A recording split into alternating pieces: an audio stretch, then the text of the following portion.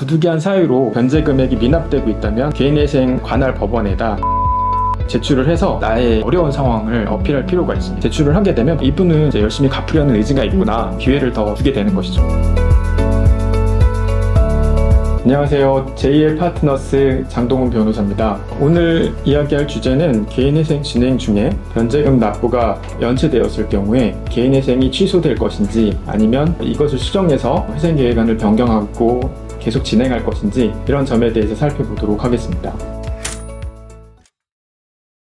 블로그 사례에 대해서 간단하게 요약 부탁드리겠습니다.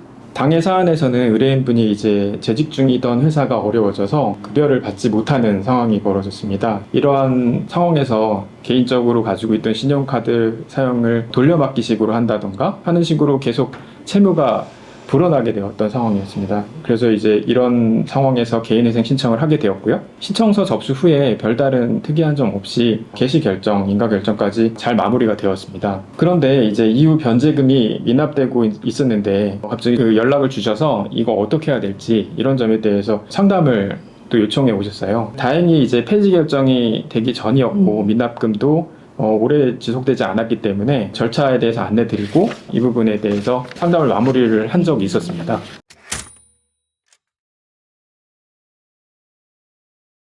그러면 개인회생 인가 결정을 받았지만 아까 블로그 사례처럼 급여가 밀렸다든지 해서 개인적으로 어려워지는 상황이 발생이 돼서 연체가 다시 되면 개인회생 절차가 취소되기도 하는 건가요? 제가 좀 자주 받는 문자가 있는데요. 이제 법원으로부터 문자가 한번 오게 됩니다. 예를 들면 수원회생법원 2022 개회 1땡땡땡 이런 사건 번호가 부여된 사건에서 변제 지체액이 3월분 이상에 달하여 폐지될 수 있습니다 라고 이제 문자가 종종 오게 돼요. 저희 법률사무소가 대리인이기 때문에 이렇게 이제 3개월 이상 연체가 된 경우도 있고 뭐 1, 2회 연체가 된 경우도 있습니다. 그러나 이렇게 문자가 오거나 하는 이유는 좀 더 변제할 수 있을 기회를 준다는 법원의 의사표시이기도 합니다. 실무적으로는 변제금이 1회, 2회, 뭐 3회의 어느 정도까지는 미납됐다고 해서 바로 즉시 폐지되거나 하지는 않습니다. 이럴 경우 보여드린 것처럼 법원에서 개인회생 신청인에게 혹은 대리인에게 우편이나 문자로 연체되고 있다는 사실을 알려주게 됩니다. 그래서 이렇게 알려주고 더 변제를 할 수 있도록 기회를 줬음에도 불구하고 계속 지속될 경우에는 법원에서도 이제 변제 계획 수행이 불가능하다고 판단되면 폐지할 수 있을 가능성이 있습니다. 그렇다면 만일 불가피한 사정으로 연체를 할 수밖에 없다면 개인회생이 취소되지 않도록 하는 특별한 방법이 있을까요? 그 변제 계획 인가 결정이 나고 이제 계속 매월마다 변제를 하게 될 텐데요.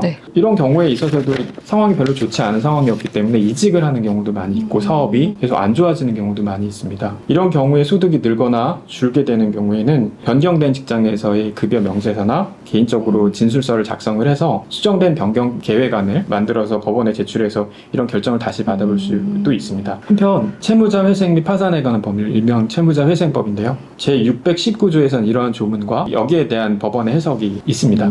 채무자 회생법의 제619조 제1항을 보면 인가 후 변제 계획의 변경에 대한 안내가 있는데요. 채무자 회생위원 또는 개인 회생 채권자는 변제 계획에 따른 변제가 완료되기 전에 인가된 변제 계획안의 변경안을 제출할 수 있다라고 규정되어 있습니다. 대법원 2019년도 3월 19일자 판결인데요. 2018 막 6364 사건입니다.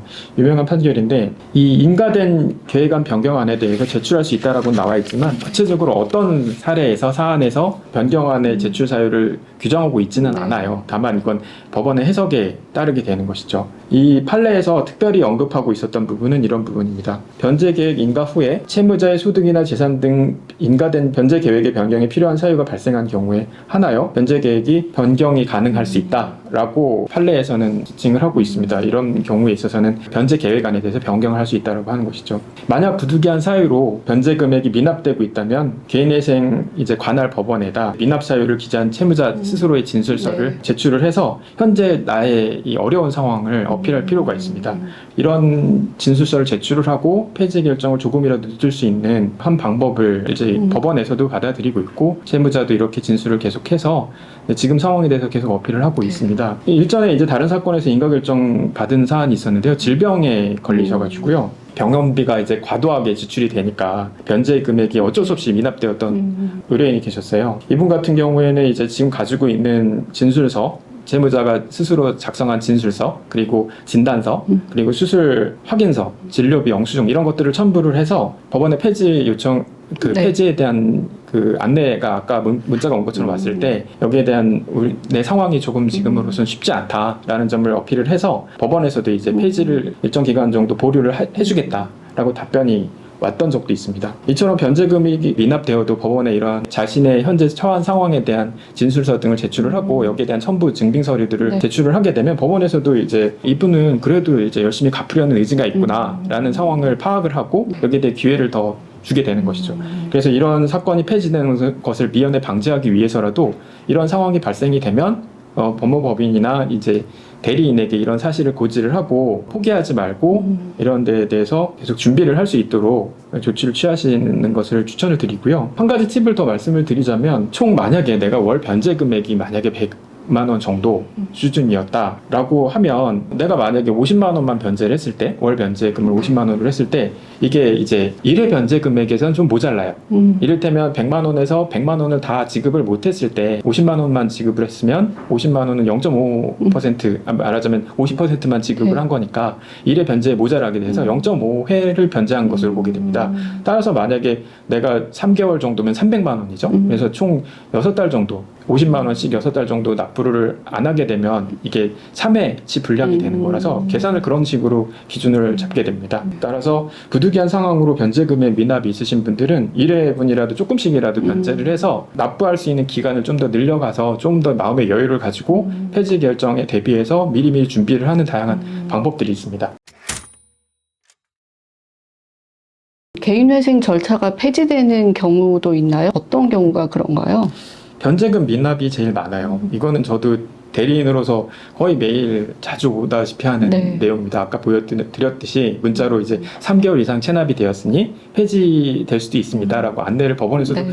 계속 보내요. 휴일이고 뭐 없이 밤낮이고 없이 계속 이제 문자가 오게 됩니다. 네. 개인적으로는 이제 잦은 이직 내역이 있다거나 개인회생 신청 바로 직전에, 네. 이런 신청을 하게 되었을 경우에는 변제 계획 안에 1년에 한 번씩 소득이나 재산에 관한 자료를 제출해서 현재 소득 상황에 변동이 있는지 없는지에 대한 체크를 할 수 있도록 하게 하고요. 여기에 따라서 채권자 목록 및 변제 계획안을 제출하라는 내용의 조건을 붙여서 인가 결정을 내놓는 경우가 있습니다. 그런데 이런 부분들을 놓쳐서 자료를 제출을 안 하고 폐지되는 경우가 좀 많이 늘고는 있어요. 예를 들면 최근에 이제 2023년 7월 1일자에 입사를 하게 돼서 개인회생 원칙상 신청한 당시에 입사한 지 얼마 되지 않은 의뢰인이었습니다.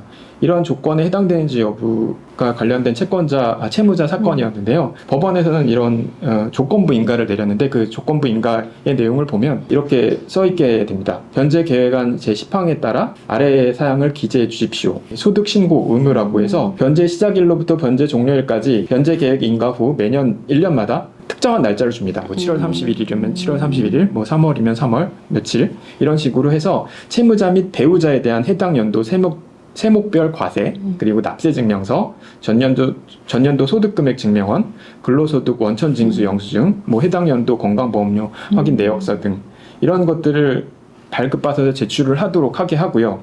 향후 소득이 증가할 경우에 증가된 소득을 투입하는 변제 계획안 수정 허가 신청서 및 수정된 수입 및 지출에 관한 목록 및 변제 계획안 등을 다시 작성해서 제출하도록 하게 만들고 있습니다. 이런 각 의무를 해태할 때는 회생 절차가 폐지됨을 확인할 수 있도록 이 계획안 안에 그냥 포섭시켜 놓게 됩니다. 그리고 또 한 가지 사례를 보면 현재 다니는 직장에서 과거에 소득이 310만 원이었던 사례였는데요. 회사 사정 때문에 영업이 어려워지고 근무 시간도 감소되어서 옵션 소멸로 인해 소득이 약 100만 원 정도 줄어들게 돼서 법원에서 소득 부분에 대한 소명 자료를 제출하라는 부분이 있었는데요. 이에 따라 또 한 번 조건부 인가를 내린 적이 있었습니다. 또 역시 비슷한 소득 신고 의무를 제출을 하고요. 여기에 따라서 소득이 증가할 경우 증가된 것을 반영을 해서 변제 계획안 수정 허가 신청서를 제출을 해야 하고 이런 수입 지출에 관한 목록 및 변제 계획안을 다시 작성을 해서 제출을 하도록 하게 하고 역시 이것을 위반하게 될 경우에는 회생 절차가 폐지될 수 있다는 것을 확인하는 문구를 넣어서 진행을 하게 되어 있습니다.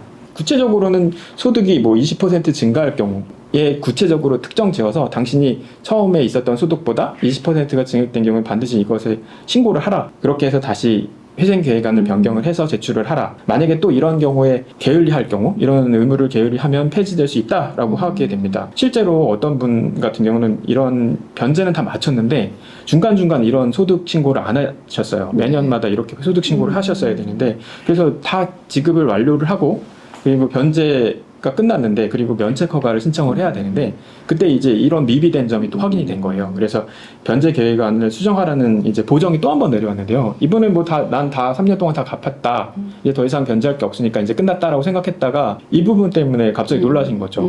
그래서 그때 변제 계획안의 수정 허가 신청 의무, 아까 말씀드렸던 게을리했을 때 이런 폐지될 수 있습니다라는 변제 계획안을 작성해서 제출을 했는데도 불구하고 이런 점에 미비한 상황이 발견되었을 때는 면책허가 신청 때 다시 한번 이 의무들을 확인을 해서 이거에 대해서 다시 한번 보정을 하라라고 명령이 내려진 적이 있습니다. 그러니까 인가 결정 후 방금 전에 사례 같은 경우는 7월 말이나 이런 정도로 잡았던 것이죠. 직전 연도 소득 자료 등을 제출을 하고 직전 연도 월 평균 소득이 변제 계획에서 정한 소득과 비교하여 20% 이상 증가될 경우 등에 있어서 80% 이상의 변제 투입하는 내용의 변제 계획안 수정 허가 신청서를 제출한다라고 다시 한번 내려왔던 것이죠. 이래서 이렇게 개인회생 조건부 인가 결정을 받으신 분들은 꼭 변제 계획안을 다시 한번 계속 살펴주시고 해당 사항이 있을 경우에는 반드시 의뢰를 맡겼던 법무법인의 대리인에게 논의를 하고 이런 부분에 대해서 대책을 마련을 하셔야 합니다. 그렇지 않으면 폐지가 될 수 있어요.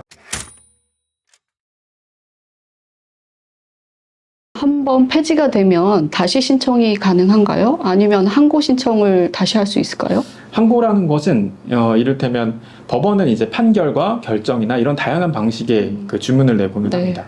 이를테면 우리가 잘 아는 판결문에서는 법관이 어떤 결론을 내려서 이런 부분에 대해서는 우리가 잘 알고 있던 항소, 상고 이런 부분이 있어요. 근데 그 판결문이 아닌 결정이 나왔을 때 여러 가지 결정이 있을 수 있습니다. 이 경우에서도 폐지 결정이라는 것이 나오게 되는데요. 여기에 대해서는 법률에 정한 사안이 있고 그 기간을 준수를 해서 여기에 대해서 항고를 할 수 있게 마련된 정책적으로 이런 조문들이 있습니다. 개인회생도 폐지 결정이라는 것이 나오게 되는데요. 이럴 경우엔 결정에 불복하겠다. 그리고 각 항고 기간은 즉시 항고 기간은 법으로 정해져 있는데 여기는 이제 2주 14일 안에 이 결정문을 송달받은 날로부터 2주 안에 이 불복을 하게 만들어 놓고 있습니다. 이때는 두 가지 방법이 있을 수 있는데요. 폐지 결정이 나왔을 때 여기에 대한 즉시 항고를 할 수 있고요. 개인회생을 재신청하는 방법도 있습니다. 각각의 요건에 대해서는 다음번에 말씀을 드리겠지만 여기서 즉시 항고에 대해서 말씀드리자면 개인회생 폐지 결정 후에 송달받은 날로부터 14일 이내에 즉시 항고를 하게 되면 다만 이때 미납된 금액이 있으면 변제를 모두 납부를 하고 즉시 항고 신청을 하게 됩니다. 현실적으로 보면 이제 폐지 결정을 받아서 즉시 항고 신청을 하면 미납된 금액에 대해서 이제 부담스러웠기 때문에 납부를 못하였을 경우가 많이 있긴 한데요.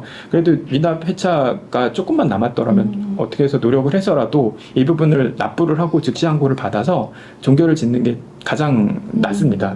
이미 만약에 회차가 진행되지 않고 미납된 금액을 앞으로 남은 금액도 많다면 재신청도 고려를 해볼 수 있습니다만은 이런 경우는 다시 이제 다음 회에서 말씀을 드리겠습니다.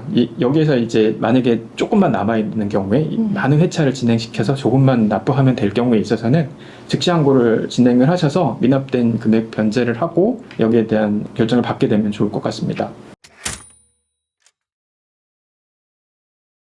변제금 납부가 연체돼서 개인회생 절차가 취소될까 봐 걱정하시는 분들이 많으신 것 같은데요. 그런 분들이 어떻게 하면 가장 좋을까요? 변제 금액의 납부 사유들은 다 다양하게 있는데요. 취소 이전에라도 방어할 수 있는 방법이 있을 수 있고요. 방금 말씀드린 것처럼 취소 이후에도 즉시 항고나 재신청을 하는 방법 등으로 대응을 할 수도 있습니다. 이럴 경우에는 이제 혼자서 이 단계가 어떤 단계에 있는지 모르실 수도 있기 때문에 대리인과 같이 얘기를 해서 어떻게 대응할 것인지, 것이 좋은지, 이런 케이스마다 어떻게 진행되었던 사례가 있는지를 확인해 보시고 여기에 따라서 대응을 하시면 좋겠습니다. 그래서 상담을 빨리빨리 받으시는 것이 가장 이제 적합한 사안이 아닐까 생각합니다. 이상으로 미납이 되었을 때 이 바로 회생 절차가 폐지되는지 아니면 이 폐지에 임박을 했을 때 어떻게 대응을 할 것인지에 대해서 살펴보았습니다. 오늘 영상 시청해 주셔서 감사합니다.